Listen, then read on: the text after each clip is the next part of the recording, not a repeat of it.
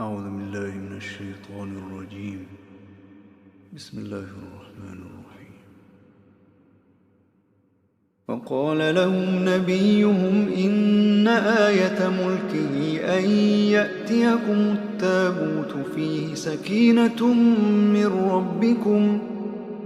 سكينة من ربكم وبقية مما ترك آل موسى وآل هارون تحمله الملائكة إن في ذلك لآية لكم إن كنتم مؤمنين.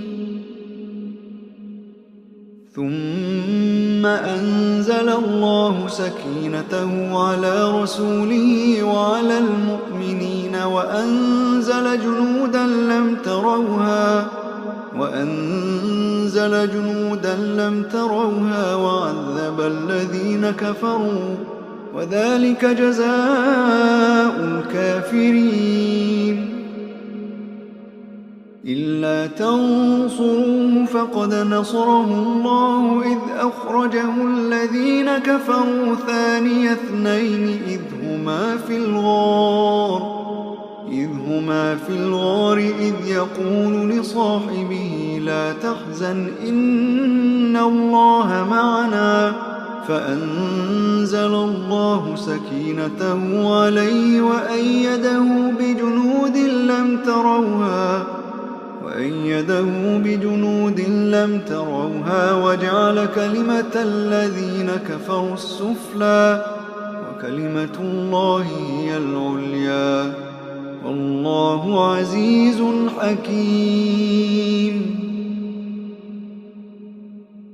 هو الذي أنزل السكينة في قلوب المؤمنين ليزدادوا إيمانا مع إيمانهم ولله جنود السماوات والأرض وكان الله عليما حكيما.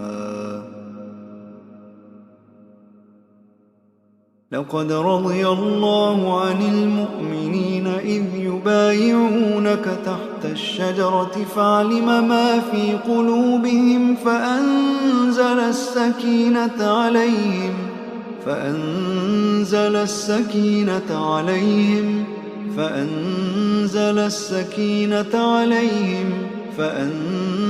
السكينة عليهم وأثابهم فتحا قريبا.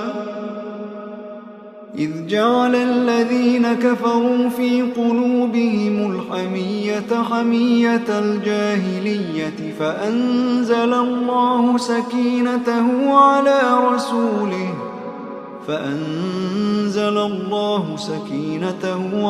رسوله وعلى المؤمنين وألزمهم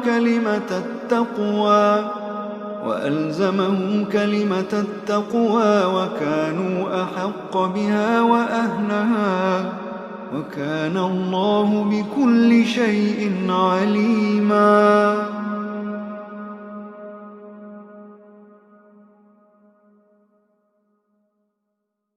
وقال لهم